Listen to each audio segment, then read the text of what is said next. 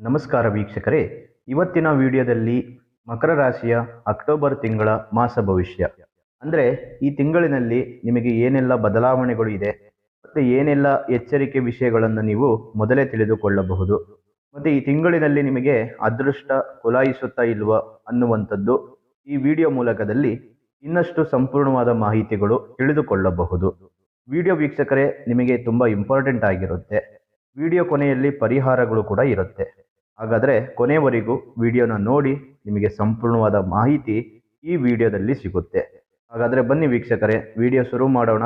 ಆದರೆ ಅದಕ್ಕೂ ಮೊದಲು ನೀವೇನಾದರೂ ಫಸ್ಟ್ ಟೈಮ್ ನಮ್ಮ ಚಾನಲನ್ನು ವೀಕ್ಷಣೆ ಮಾಡ್ತಾ ಇದ್ದರೆ ತಡ ಮಾಡದೆ ಈ ಕೂಡಲೇ ಸಬ್ಸ್ಕ್ರೈಬ್ ಮಾಡಿ, ಹಾಗೆ ಪಕ್ಕದಲ್ಲಿರುವಂಥ ಬೆಲ್ ಐಕಾನನ್ನು ಪ್ರೆಸ್ ಮಾಡಿ. ಇದೇ ರೀತಿ ಹಲವಾರು ಮಾಹಿತಿಗಳು ನೀವು ನಮ್ಮ ಚಾನಲ್ ಮೂಲಕದಲ್ಲಿ ತಿಳಿದುಕೊಳ್ಳಬಹುದು. ಇನ್ನು ವೀಕ್ಷಕರೇ, ಈ ಅಕ್ಟೋಬರ್ ತಿಂಗಳು ಪ್ರಾರಂಭವಾಗುವುದೇ ಈ ಒಂದು ಹಬ್ಬದ ದಿನಗಳಿಂದ. ಅಂದರೆ 1ನೇ ತಾರೀಕು ಬಹಳ ವಿಶೇಷವಾಗಿ ಆಯುಧ ಪೂಜೆ ಇರ್ತಕ್ಕಂಥದ್ದು, 2ನೇ ತಾರೀಕು ವಿಜಯದಶಮಿ ಇರ್ತಕ್ಕಂಥದ್ದು. ಇಂತಹ ಸಮಯದಲ್ಲಿ ನವದುರ್ಗೆಯರ ಆಶೀರ್ವಾದ ಸದಾ ನಿಮ್ಮ ಮೇಲಿರಲಿ ಮತ್ತು ಚಾಮುಂಡೇಶ್ವರಿ ಅಮ್ಮನವರ ಆಶೀರ್ವಾದದಿಂದ ತಮ್ಮೆಲ್ಲರಿಗೂ ಒಳ್ಳೆಯದಾಗಲಿ. ಇನ್ನು ನಾಡಿನ ಸಮಸ್ತ ವೀಕ್ಷಕರಿಗೂ ದಸರಾ ಹಬ್ಬದ ಹಾರ್ದಿಕ ಶುಭಾಶಯಗಳು ತಿಳಿಸ್ತಾ, ನಿಮ್ಮ ಕಷ್ಟ ಕಾರ್ಪಣ್ಯಗಳು ಇಂದಿನ ದಿನದಲ್ಲಿ ತಮ್ಮೆಲ್ಲರಿಗೂ ದೂರವಾಗಲಿ. ದೈವ ಅನುಗ್ರಹದಿಂದ ನಿಮ್ಮ ಸಮಸ್ಯೆಗಳೆಲ್ಲ ದೂರವಾಗಲಿ. ಅದೇ ರೀತಿ 4ನೇ ತಾರೀಕು ಶನಿ ಪ್ರದೋಷ ಇರ್ತಕ್ಕಂಥದ್ದು.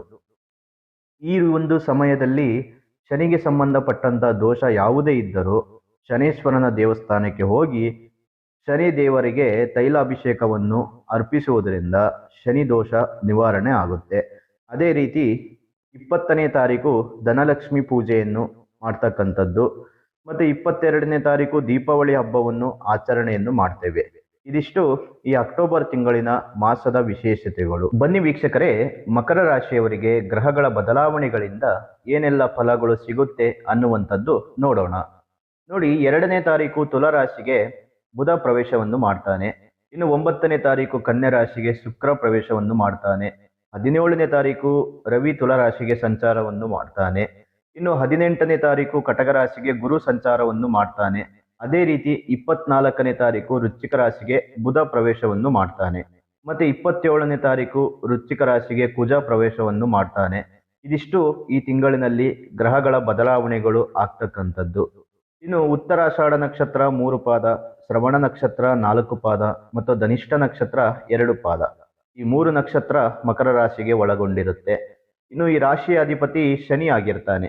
ಹಾಗಾದರೆ ಬನ್ನಿ ವೀಕ್ಷಕರೇ, ಮಕರ ರಾಶಿಯವರಿಗೆ ಈ ಅಕ್ಟೋಬರ್ ತಿಂಗಳಿನಲ್ಲಿ ಯಾವ ರೀತಿ ಫಲಗಳು ಇದೆ ಅನ್ನುವಂಥದ್ದು ನಾವಿಲ್ಲಿ ತಿಳಿದುಕೊಳ್ಳೋಣ. ನೋಡಿ, ಮಕರ ರಾಶಿಯವರಿಗೆ 7ನೇ ಮನೆಗೆ ಗುರು ಸಂಚಾರವನ್ನು ಮಾಡ್ತಾ ಇದ್ದಾನೆ. ಹಾಗಾಗಿ ಮಕರ ರಾಶಿಗೆ ಗುರು ಬಲ ಇರುವುದರಿಂದ ತುಂಬ ಅನುಕೂಲತೆಗಳು ಈ ತಿಂಗಳು ತಂದುಕೊಡುತ್ತೆ. ಇದರ ಜೊತೆಗೆ ಶನಿ ಬಲ ತುಂಬ ಚೆನ್ನಾಗಿದೆ. ಶನಿಯಿಂದ ಅನುಕೂಲಗಳು ಕೂಡ ಈ ತಿಂಗಳು ಮಕರ ರಾಶಿಯವರಿಗೆ ಇದೆ. ಕೆಲಸ ಕಾರ್ಯಗಳಲ್ಲಿ ಸ್ವಲ್ಪ ಪ್ರಗತಿ ಕಂಡುಬರುತ್ತೆ. ಆರ್ಥಿಕವಾಗಿ ಪರಿಸ್ಥಿತಿ ಸ್ವಲ್ಪ ಉತ್ತಮಗೊಳ್ಳುತ್ತೆ. ಆದರೆ ಹಣಕಾಸು ಕೈಯಲ್ಲಿ ಉಳಿಯೋದಿಲ್ಲ. ತೀರಾ ಅಗತ್ಯವಿರೋದಕ್ಕೆ ಮಾತ್ರ ನೀವು ಹಣವನ್ನು ಖರ್ಚು ಮಾಡಿ. ವಿಪರೀತ ಸುತ್ತಾಟದಿಂದ ಅನಾರೋಗ್ಯ ಉಂಟಾಗದಂತೆ ಎಚ್ಚರಗೊಳಿಸಿ. ಇನ್ನು ಸಿವಿಲ್ ಕೆಲಸಗಳಲ್ಲಿ ಸ್ವಲ್ಪ ಲಾಭ ಬರುತ್ತೆ. ಭೂ ಸಂಬಂಧ ಕೆಲಸಗಳು, ಕಟ್ಟಡ ನಿರ್ಮಾಣ ಸಾಮಗ್ರಿಗಳು, ವಿದ್ಯುತ್ ಕಾಮಗಾರಿಕೆ ಕೆಲಸಗಳಲ್ಲಿ ಅಲ್ಪ ರೀತಿಯಲ್ಲಿ ಮುನ್ನಡೆ ಇರುತ್ತೆ. ಸರ್ಕಾರಿ ಅಧಿಕಾರಿಗಳಿಗೆ ಸಮಯ ಅಷ್ಟೊಂದು ಉತ್ತಮವಾಗಿರೋದಿಲ್ಲ. ಹಾಗಾಗಿ ವಿವಾದಗಳಿರುವ ವಿಷಯಗಳ ಬಗ್ಗೆ ಹೆಚ್ಚು ಎಚ್ಚರಿಕೆಯಿಂದ ತೀರ್ಮಾನಗಳನ್ನು ತೆಗೆದುಕೊಳ್ಳಬೇಕು. ಮಹಿಳಾ ಉದ್ಯಮಿಗಳಿಗೆ ಅನುಕೂಲಗಳು ತುಂಬ ಚೆನ್ನಾಗಿ ನಡೆಯುತ್ತೆ ಮತ್ತು ನಿಮ್ಮ ಆಸೆ ಆಕಾಂಕ್ಷೆಗಳು ಈಡೇರುತ್ತವೆ. ಮನೆಯಲ್ಲಿ ಶುಭ ಕಾರ್ಯಗಳು ಕೂಡ ನಡೆಯುತ್ತವೆ. ಜೊತೆಗೆ ಮನೆಯಲ್ಲಿ ಇದ್ದಂಥ ಕೆಟ್ಟ ವಾತಾವರಣಗಳು ದೂರವಾಗುತ್ತೆ. ಕುಟುಂಬದಲ್ಲಿ ನೆಮ್ಮದಿ, ಸುಖ, ಶಾಂತಿ ಇರುತ್ತೆ. ಸಾಂಸಾರಿಕ ಕಲಹಗಳು ದೂರವಾಗುತ್ತೆ. ಎಲ್ಲರಿಗೂ ಮನಸ್ಸಿನಲ್ಲಿ ಬಹಳಷ್ಟು ಸಂತೋಷವಾದಂಥ ವಾತಾವರಣ ಇರ್ತಕ್ಕಂಥದ್ದು. ಹಾಗಾಗಿ ಅಕ್ಟೋಬರ್ ತಿಂಗಳು ಮಕರ ರಾಶಿಯವರಿಗೆ ಅತ್ಯಂತ ಶುಭವನ್ನು ತಂದುಕೊಡುತ್ತೆ. ಮತ್ತೆ ಹೊಸ ಯೋಜನೆಗಳಿಂದ ಕುಟುಂಬದವರಿಂದ ಸಹಕಾರ ಸಿಗುತ್ತೆ. ಆರ್ಥಿಕ ಪರಿಸ್ಥಿತಿಗಳು ಕೂಡ ಉತ್ತಮವಾಗಿರುತ್ತೆ. ಇನ್ನು ದೂರ ಪ್ರದೇಶ ಪ್ರಯಾಣ ಮಾಡುವಂಥ ಯೋಗ, ವಿದೇಶ ಪ್ರಯಾಣ, ಜೊತೆಗೆ ಮಕ್ಕಳ ಸಾಧನೆಗಳಿಂದ ಮನೆಯಲ್ಲಿ ಸಂತೋಷದ ವಾತಾವರಣ ತುಂಬಿರುತ್ತೆ.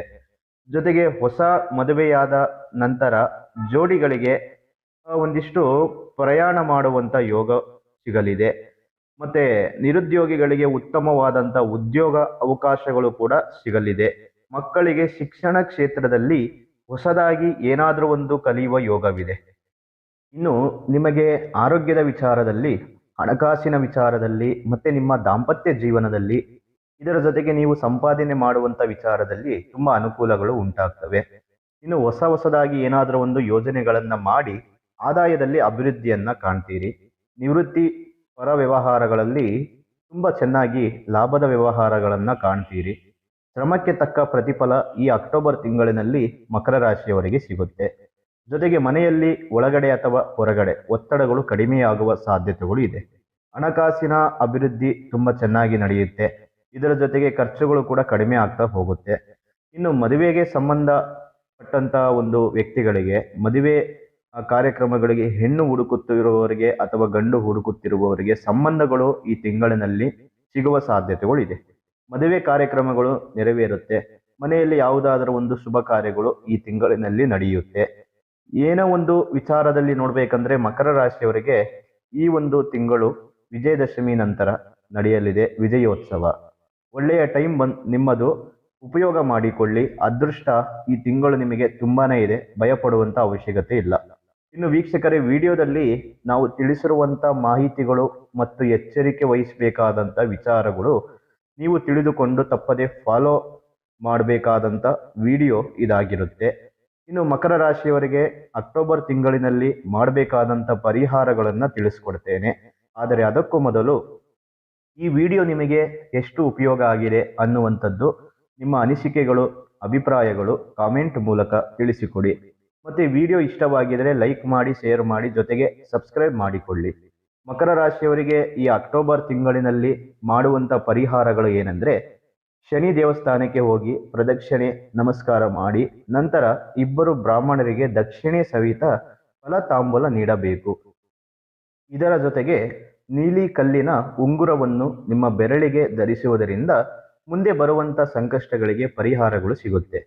ಇನ್ನು ವೀಕ್ಷಕರೇ, ಮತ್ತೊಂದು ವಿಡಿಯೋದಲ್ಲಿ ಸಿಗೋಣ. ಅಲ್ಲಿವರೆಗೂ ತಮ್ಮೆಲ್ಲರಿಗೂ ಒಳ್ಳೆಯದಾಗಲಿ ಅನ್ನುವಂಥ ಮಾತನ್ನು ಹೇಳ್ತಾ, ಸರ್ವೇ ಜನ ಸುಖಿನೋ ಭವಂತು, ಸಮಸ್ತ ಸನ್ಮಂಗಳಾನಿ ಭವಂತು.